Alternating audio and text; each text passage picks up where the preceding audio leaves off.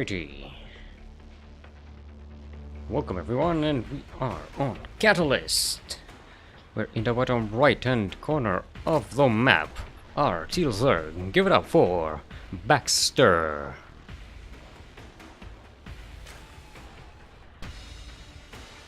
And in the top left hand corner of the map, it is our Yellow Terran. Give it up for Psionic Aftermath Zone Tsuneo, here known as Tsumiki. Alright. Let's see how this game develops. Baxster looks like they are banking up for... Ooh, it is a pull first. Look at that. I'm going to see yet another cheesy Zerg. I love me some cheesy Zergs. Right. Tsumiki, no proxies here.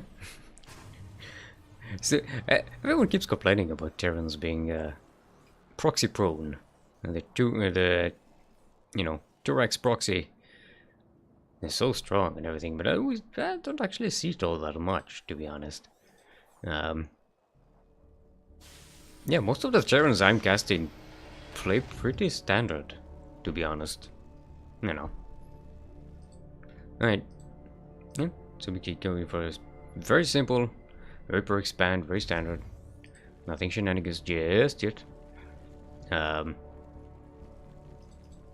Ooh, is Baxter going for a quick third? Possibly, so it's not no, it's just a scout. Never mind. We may see some cheese yet. Alright, Reaper is out on the map, and you see a second barracks coming up for Tsumiki. So we are going to see a pretty aggressive Terran here versus a very aggressive Zerg. It should be interesting. Reaper should come in here. See the timing on the second hatchery.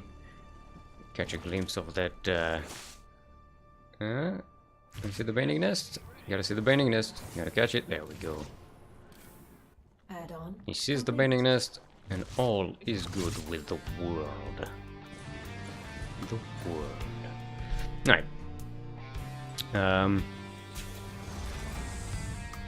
Drone actually.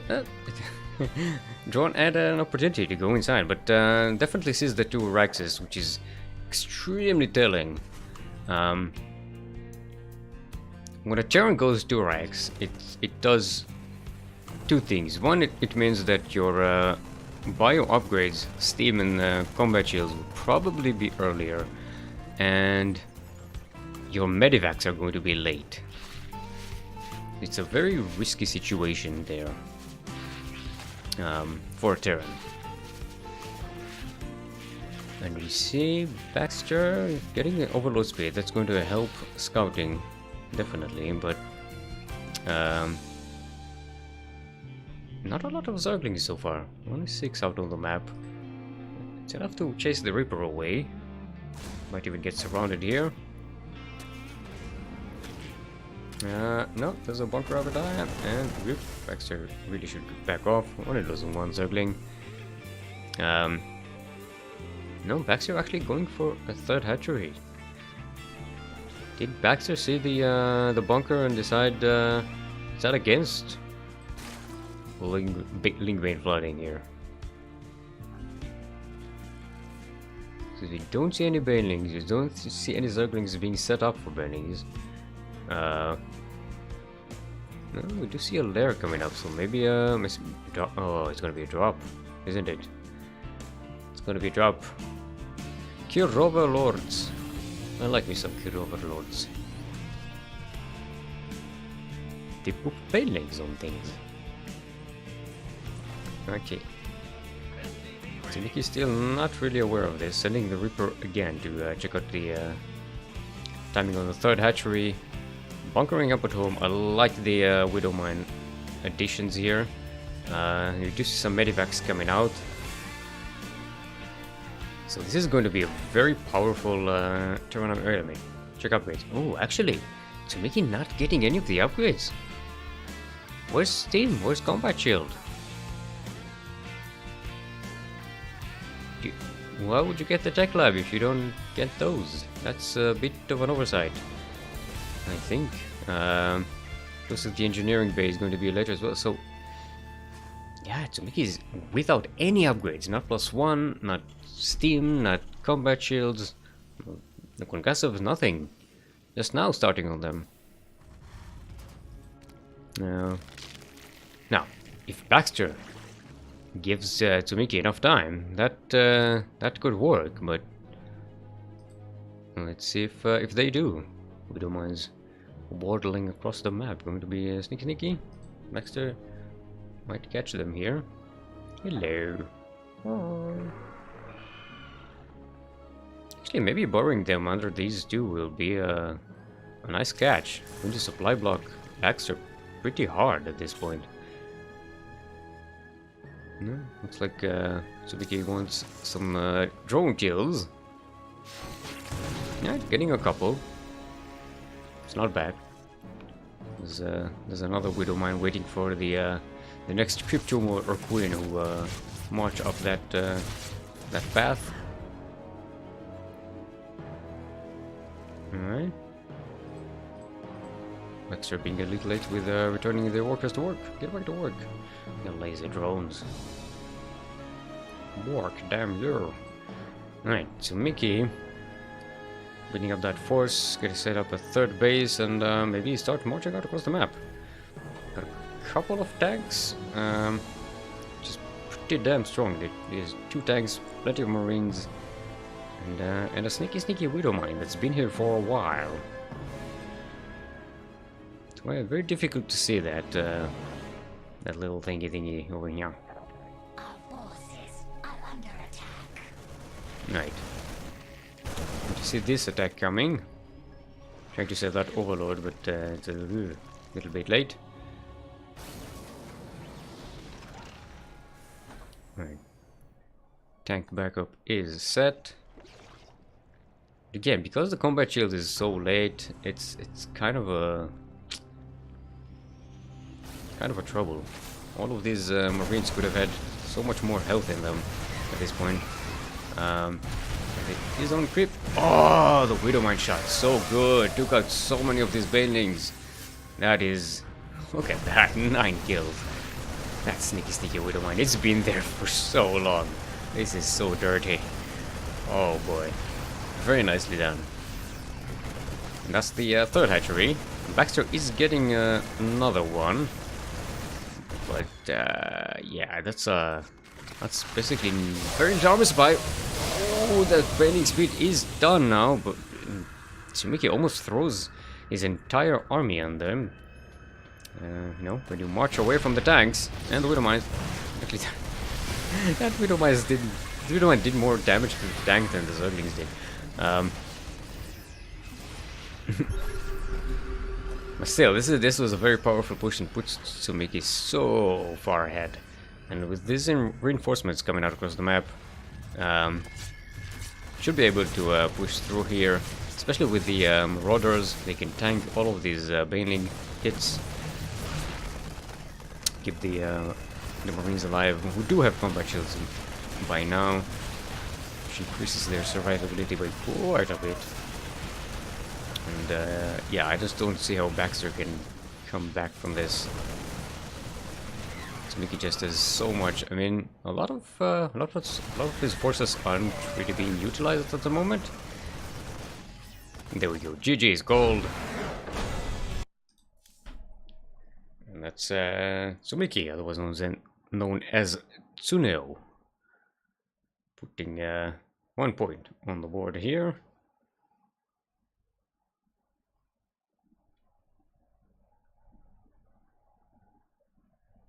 Alright. Let's get set up with the next game. Yeah, I have to log on every time because these are older replays from before the last patch. Alright. Let's go to game number 2 of this series.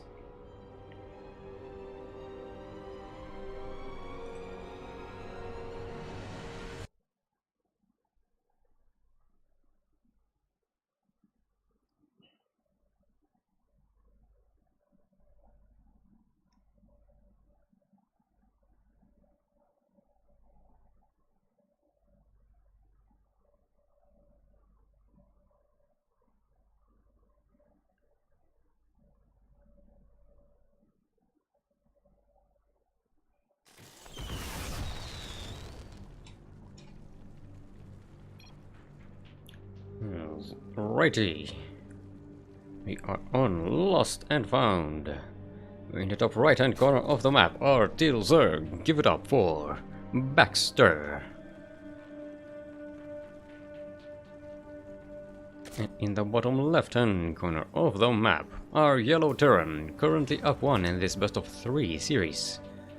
Give it up for Tsuneo, otherwise known as Tsumiki.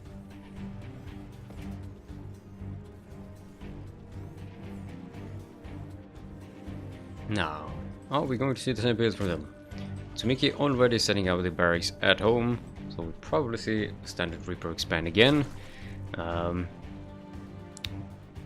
We may see the same bio build again as well. 2 racks. The old 211. Okay, Baxter this time going for a hatchery first. For a more traditional macro build. Now that Baxter knows Tsumiki will go for the 211, it gives you a bit more time, I think. 211 takes a bit to set up, especially since we saw Tsumiki taking his time to do that. Maybe Baxter realizes, you know what, I can micro beat it. So don't need to be too aggressive against a Terran who doesn't really go aggressive early on.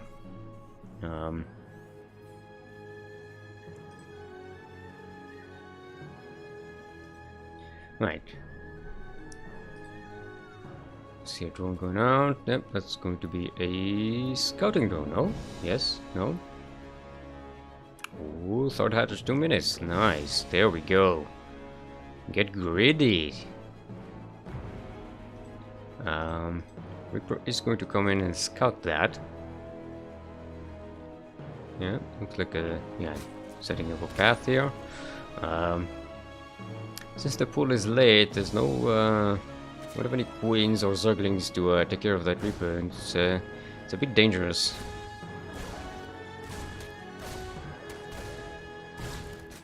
Yeah, already getting 1 drone. Could be dangerous, could be sitting here and having a nice buffet. Baxter gonna need to use some pretty good micro to save these drones. Actually, not getting it. I think Tsumiki isn't focusing the drones specifically. You gotta focus the one that's low health.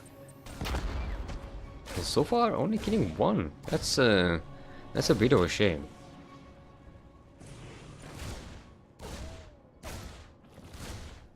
Yeah, you know, look, I don't expect anyone to have Beyond's Reaper micro, but I think Tsumiki had an opportunity here to do so much damage early on. Oh, and now I get surrounded.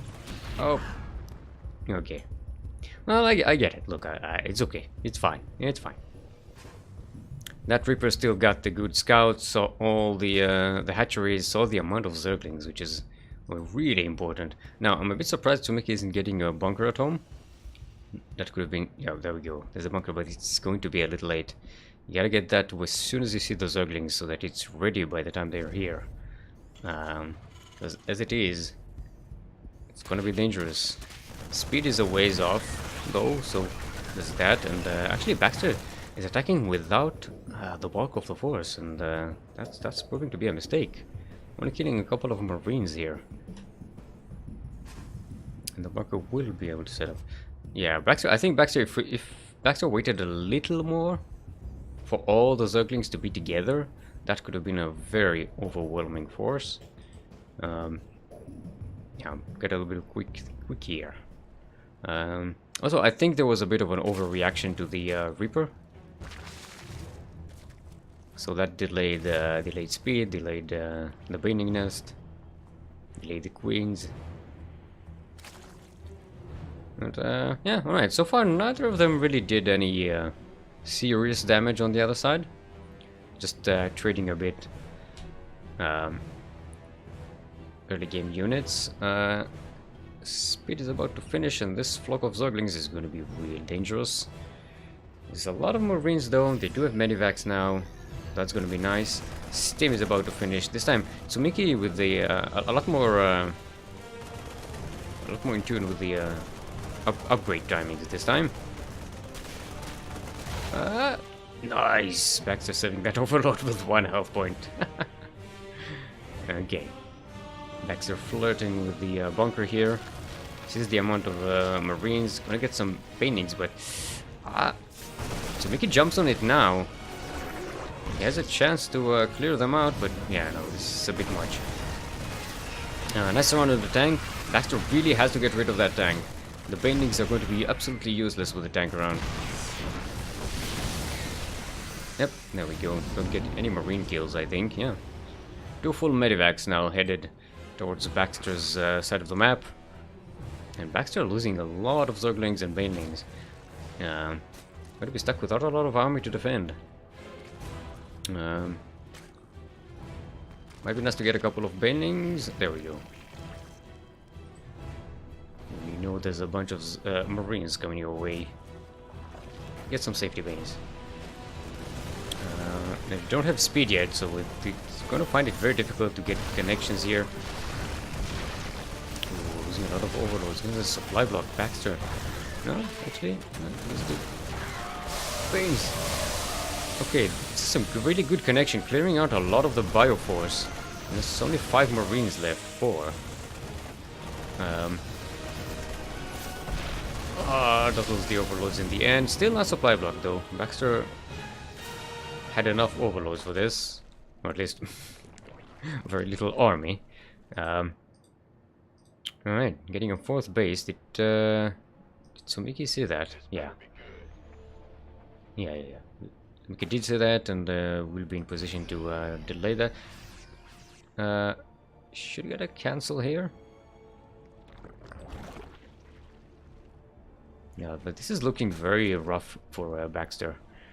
Because Tsumiki is getting Liberators, got more orders now. She got no concussive shells though, so that's still not the best, but they're enough for you know, catching some bendings. There's a cancel.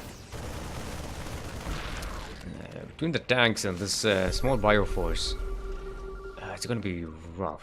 Baxter looks like they're trying to switch to some Spire Tech, some Mutalisks, but yeah, you're about to do this on 2 bases. It's gonna be really tough to make that Mutalisk switch. A nice jump on top of the Terran army. The Banelings are really scary here. But the tanks are still alive. One of them is still alive. The Marines are still alive. There are still Liberators in play. Okay, 1 tank survives. That's enough to keep the pressure going. And yeah, Baxter is now stuck on 2 bases.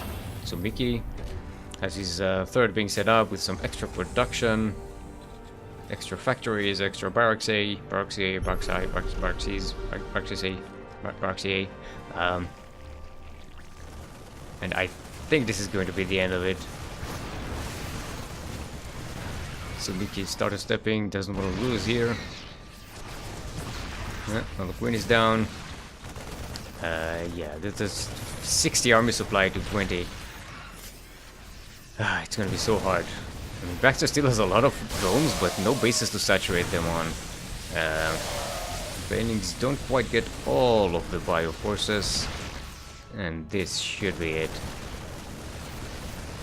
So oversaturated base should be down. There we go. GG is called, and Tsumiki, otherwise known as Tsuneo, winning 2-0 in this series.